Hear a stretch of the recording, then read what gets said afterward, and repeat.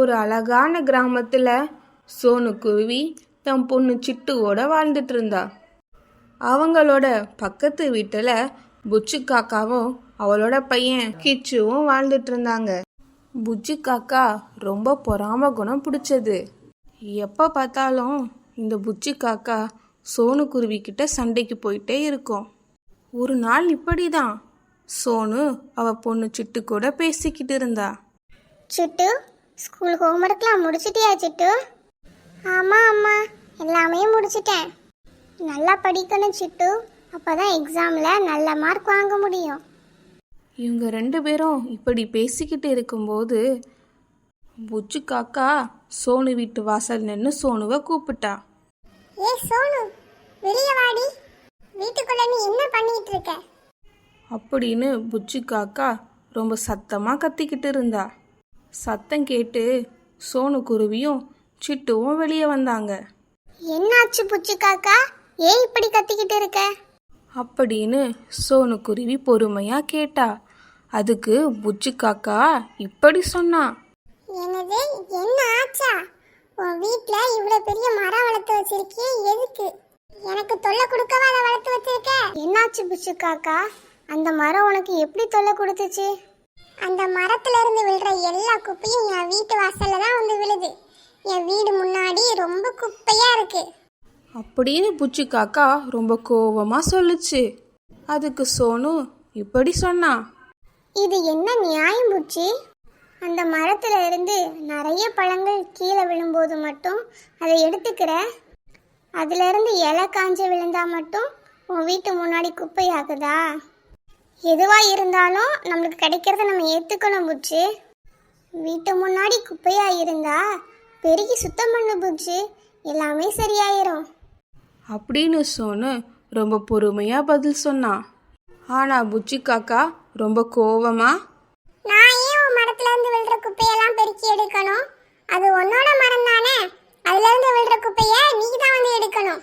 வா வா, சீக்கிரம் வந்து என் வீட்டு முன்னாடி இருக்கிற குப்பைய பெருக்கி எடுத்து.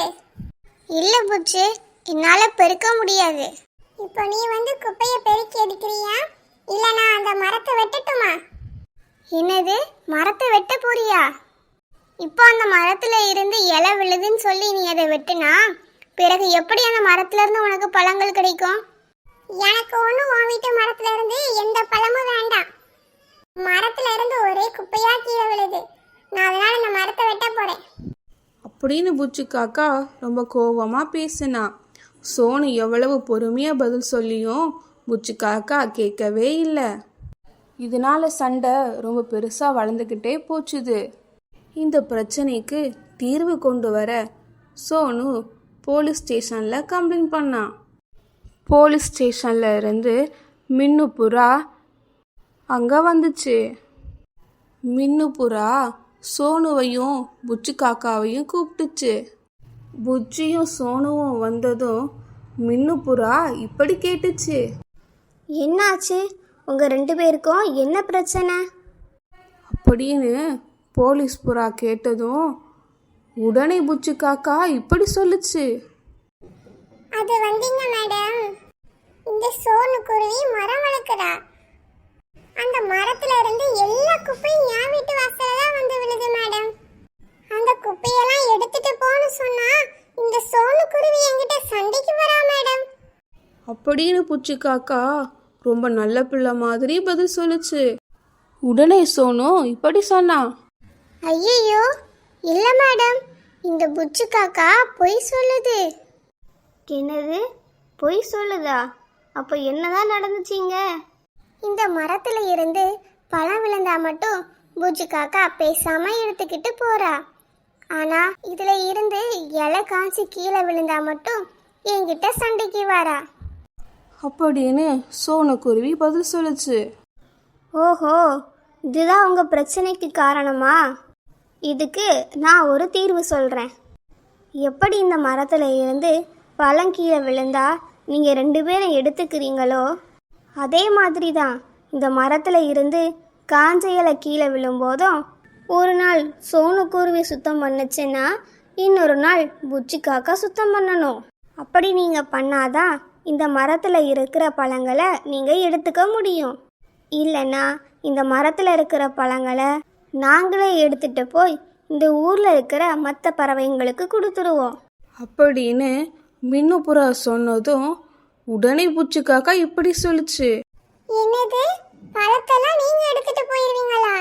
நீங்க எடுத்துட்டு போனா நான் உணவுக்கு என்ன பண்ண முடியும்?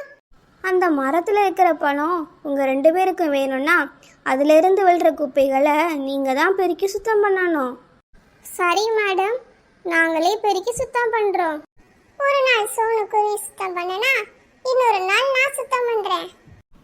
மின்னுப்புறா சொன்னதுக்கு சோனுக்குருவியும் புச்சு காக்காவும் சம்மதிச்சாங்க.